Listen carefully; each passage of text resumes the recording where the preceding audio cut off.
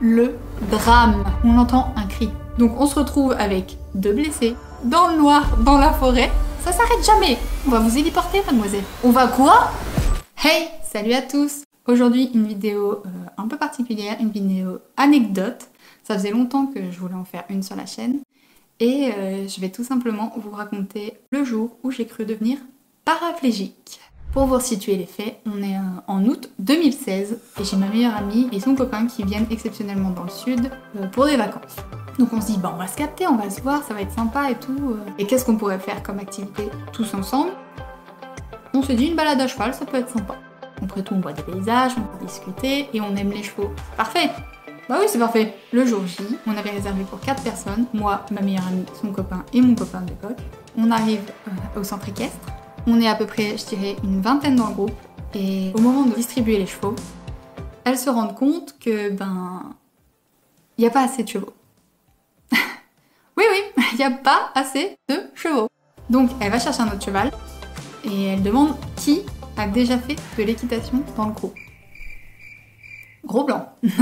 Face à ce gros blanc, je décide de lever la main et de lui dire en toute honnêteté, j'ai un galop 2, mais il date d'il y a 10 ans. Je précise bien, je dis ça fait 10 ans que j'ai pas monté. Elle m'écoute à moitié, elle a entendu galop 2, elle dit ok, il sera pour toi ce cheval. Il vient d'arriver, il est là depuis pas longtemps, il connaît pas bien le groupe ni tout ce qu'il faut faire, mais t'inquiète pas, ça va aller. Retenez bien ça, il vient d'arriver il y a pas longtemps. Je n'étais absolument pas rassurée du tout, mais je dis bon, tant pis, ça va le faire, ça va le faire. Ça va le faire. Donc on commence la balade, il fait beau, il fait chaud, tout est plus ou moins parfait. On est dans le Var, on est dans le sud. On se retrouve sur une espèce de montagne paumée, avec des chemins très très étroits où tu passes juste à la queue leu-leu, plein de grosses caillasses, des trous partout, enfin... absolument pas rassurant, tu te dis mais à tout moment, mon cheval se casse la gueule. Donc bref, se passe à peu près, je dirais, 30-40 minutes tranquille. On parle, on balade, on est content et tout va bien. Tout va bien. Quand vint le premier incident. Le premier. Qui est tout simplement une chute de ma part. On arrive à un endroit où il y a pas mal de gros trous. Et mon cheval s'en mêle les pattes. Et je chute. Je tombe sur les fesses, sur des caillasses. Un plaisir. J'ai mal au cul comme jamais. La maîtrise des sangs, elle vient me voir, elle me dit qu'est-ce que tu veux faire? Est-ce que tu veux t'arrêter là? Ou est-ce que tu veux remonter?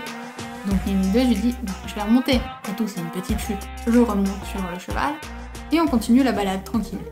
Il se passe à peu près, je dirais, 8-10 minutes avant le drame.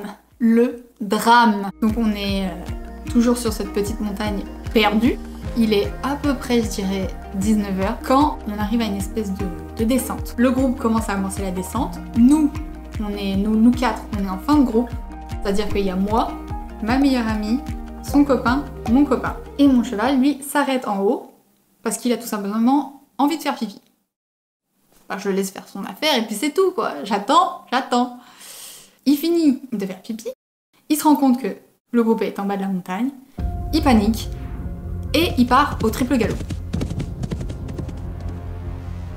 Dans la descente. J'étais absolument pas prête. Je veux dire, oh, là, on était posé, on pouvait prendre un thé, et d'un coup, tu paniques, tu pars. Donc, forcément, je tombe et je me réceptionne sur tout le côté. C'est-à-dire qu'il y a tout qui prend. Je me prends les caillasses, la totale, tout. Au moment de tomber, j'ai eu l'espèce d'instinct de survie qui s'est déclenché. J'entends derrière moi des bruits de sabots, en fait. Je me relève.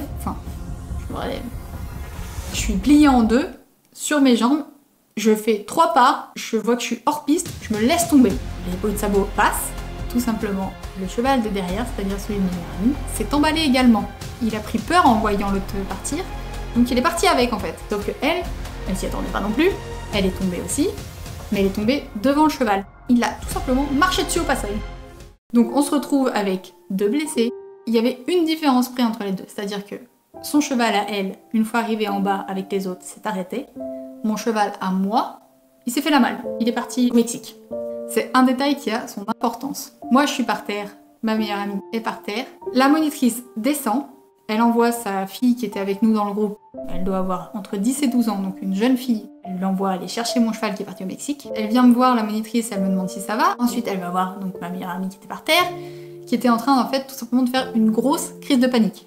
Et au moment, on va dire, d'essayer de la rassurer, on entend un cri. c'est pas fini. Non, non, c'est pas fini. On l'entend, maman! Donc on comprend que c'est la petite fille qui est partie chercher le cheval qui a eu un problème. Ça s'arrête jamais, ça s'arrête jamais. Du coup sa mère, qu'est-ce qu'elle fait? Bah elle part en courant, forcément. Entre-temps, j'essaye de bouger mes pieds, de voir s'il y a des réactions, parce que je sais que j'ai hyper mal sur tout le bas du corps, hyper mal. Et je constate que ça bouge pas. Non, il n'y a aucune réponse. Donc là, c'est le moment où moi, je me mets à paniquer. Où je me dis ça y est, je vais finir paraplégique pour une putain de balade de merde. Tout ça parce qu'on m'a donné un cheval qui était pas prêt. La monitrice revient, elle nous explique tout simplement que sa fille a voulu rattraper le cheval et il lui a mis un coup de sabot.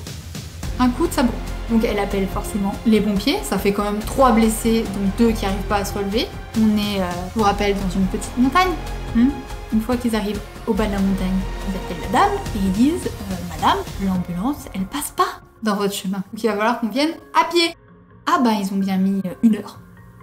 Ouais, au moins.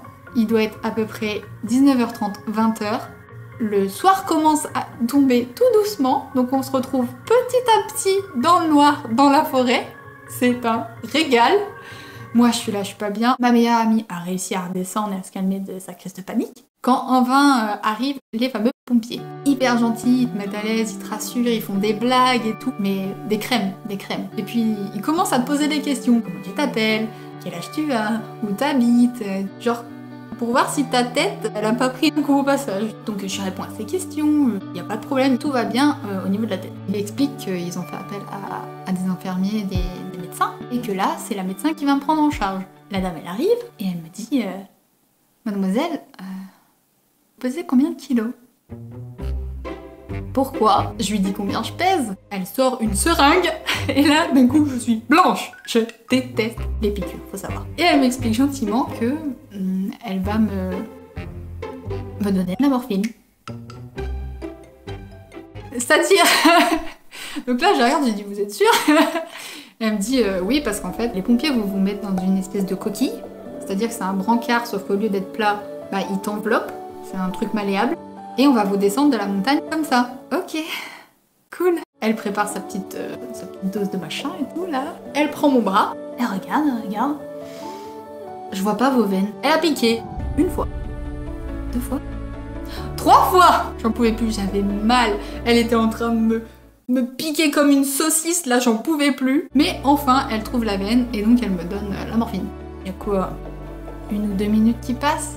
Je sais pas, j'ai perdu la notion du temps.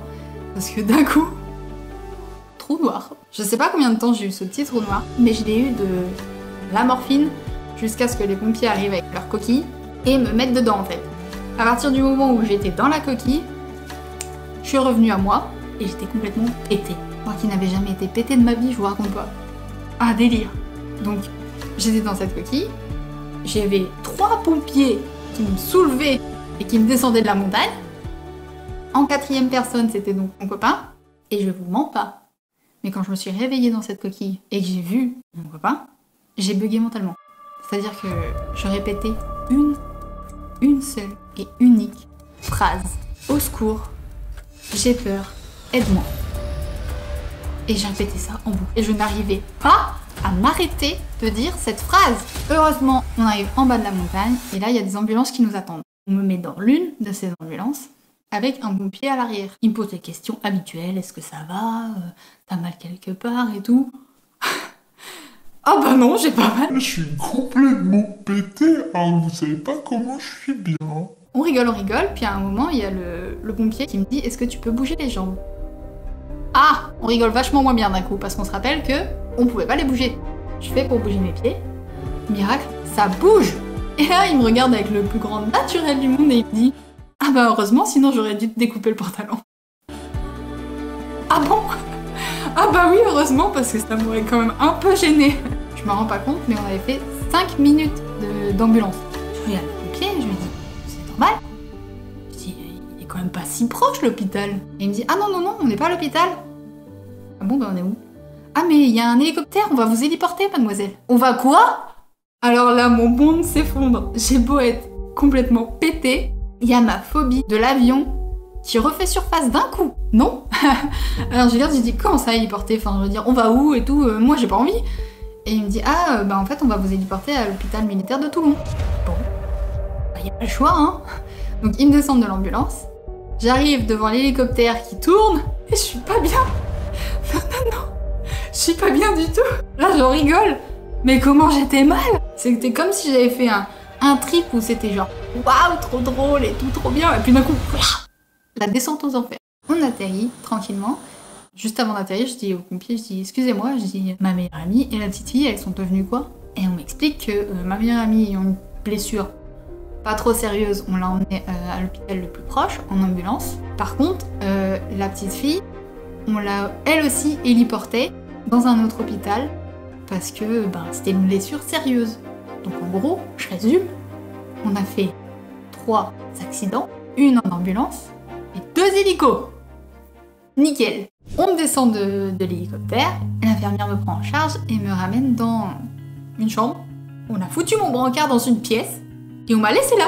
Passe au moins 20 minutes. Il y a une dame qui arrive avec une paire de ciseaux énorme et elle découpe tout le t-shirt comme ça, ta ta ta ta ta ta ta. Et elle l'ouvre dans le plus grand des calmes. Et je dis mais pourquoi? Et elle me dit ah bah je suis désolée, je suis obligée de faire ça et tout, on peut pas vous l'enlever parce que on peut pas risquer de vous déplacer quelque chose, donc je le découpe comme ça. C'était mon t-shirt préféré. Hein. Elle me dit estimez-vous heureuse? Normalement je devrais vous découper le soutien-gorge avec. C'est quoi cette soirée? On m'a découpé le t-shirt, on veut découper mon soutif et on a failli me découper le pantalon. Nickel.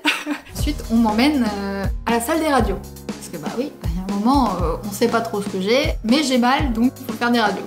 Ça dure, allez, encore au moins 15 minutes cette affaire. Ils me disent, vous avez rien de cassé, c'est vos muscles qui ont tout pris. Me voilà rassurée, je me dis, j'ai rien de cassé, tout va bien, je vais pouvoir remarcher, je vais pas finir paraplégique. Mes parents arrivent, il est à peu près minuit, on rentre à la maison, on a récupéré au passage ma meilleure amie, hein. Elle avait encore la fameuse marque du sabot bien présente sur son bras, mais heureusement pour elle aussi, rien de cassé. Donc c'est-à-dire que on avait eu de la chance dans notre malchance. J'ai demandé évidemment des nouvelles de la petite fille. Il faut savoir que cette petite a eu un peu moins de bol que nous. Quand elle a voulu donc ramener le cheval, il lui a mis un coup de sabot dans le ventre et elle a fait une hémorragie interne.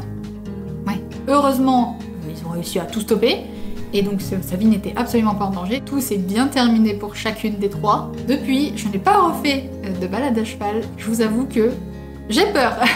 Voilà, c'est sur ça que je vais conclure cette vidéo. J'espère que ça vous a plu, ce genre de petites histoires, petites anecdotes. Et si c'est le cas, n'hésitez pas à vous abonner et à liker la vidéo, ça nous aide beaucoup. Et sur ce, je vous dis à une prochaine fois. Ciao, ciao!